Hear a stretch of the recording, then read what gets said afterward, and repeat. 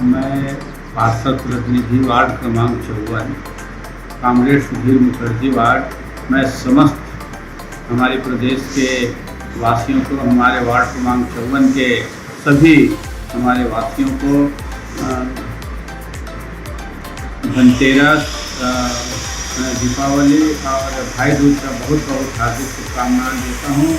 सबके घर में लक्ष्मी जी विराजमान हो और सब सुख समृद्धि से यह त्यौहार आनंद और उल्लास से मनाएं। यह दीप का त्यौहार है। दीप जला करके और सुंदर ढंग से अपने घर में कोविड-19 का पालन करते हुए ये त्यौहार मनाएं, यही मेरा अनुरोध है।